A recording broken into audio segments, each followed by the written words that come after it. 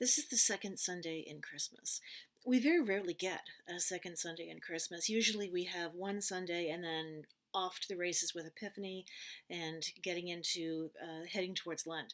But this year we have this extra gift, this extra Sunday within the Christmas season, asking us really to just sit for a bit, kind of elongate that quiet time between Christmas Day and the calendar changing to the new year.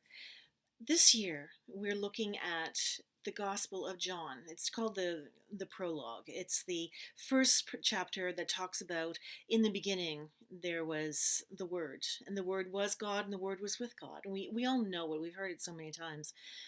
The joy about this gospel and spending time with it is it helps us kind of look at the Christmas season again a little differently, look at the story. We've had this wonderful time, of course, looking at the Nativity and all the parties and people who've made it. And next week we're going to be looking at Epiphany proper, where the wise people show up and all of the essence of the gifts. But right now is this quiet time. We can take a little longer to meditate, to think about what the gift of Jesus was in the first place, what it means to us. The stories have been told of Jesus walking among people, of Mary getting the message, the Magnificat being the most incredible statement of social justice to come out of the Bible. We've already prepped for this wonderful baby, but who is this baby? Do we really spend time thinking about it? Because in the Gospel of John, we hear the Word made flesh and dwelt among us. Another translation of that is took up residence in us, basically moved into the neighborhood, became part of the structure that we see all around us all the time. And Jesus' own didn't accept him, but those who did were brought into a new community, a new life, a new way of experiencing each other, a new purpose.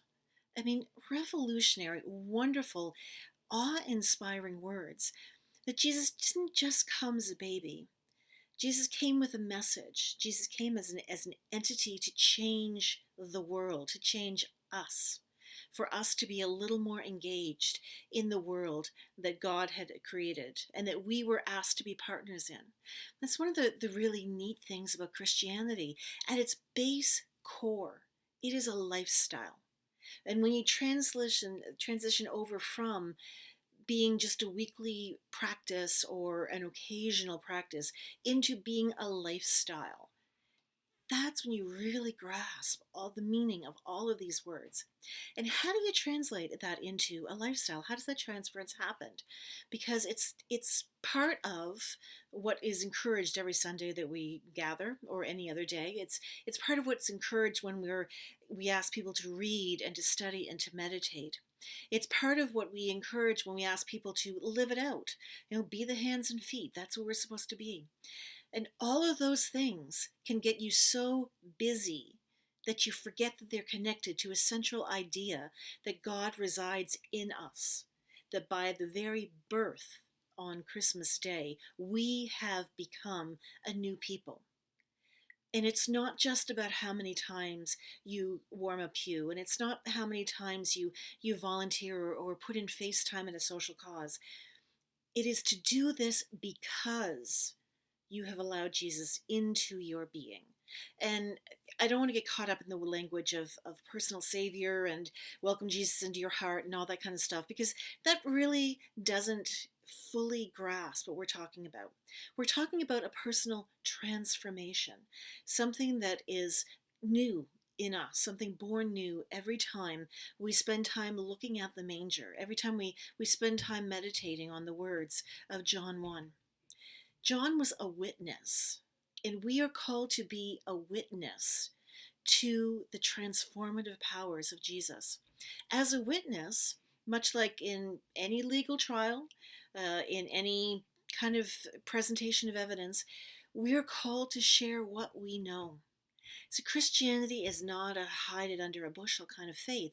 It's a share it faith. It's what are you doing faith. It's a have you accepted the incarnation faith. It's about how we view the world and how we help others view the world. And it doesn't matter if they want to call themselves Christian or not, because how we view the world can be so attractive and contagious that we naturally spread the message that Jesus has given us. It's not about adherence to a dogma or picking one denomination over another denomination. It is about transforming ourselves.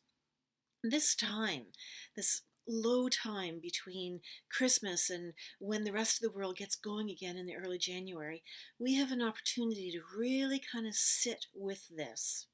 We had this opportunity when Christians celebrated New Year's, but right now it's a little more available to us, I think, because all that busyness, all that rushing is gone. And the new level of rushing for the next year hasn't happened yet. So we get this moment of just sitting, looking at ourselves. Are we going to internalize that? Are we going to work on it this year? And it's not going to be a one off. It's going to be a constant reminder of how we do this, because you never really know when an opportunity is going to come when you can be the hands and feet. About 4 or 5 days ago, I was out with my son, and we happened to be driving past a couple that was homeless. And I asked them if they had eaten anything, and they hadn't. So I bought them breakfast. To me, it wasn't a big deal. To them, it was over the moon kindness. Even in this midst of COVID, this couple couldn't stop hugging me. It was so simple for me to do that. I made no promises to make their lives better. I haven't seen them since on that corner. But just that moment of being there, they talked about how they never expected to be in that situation of homeless. I reminded them that all of us are only a few paychecks away from their very situation. It's not anything they did wrong. They asked me, do they look okay? And I kept saying, you only look cold. You look fine otherwise.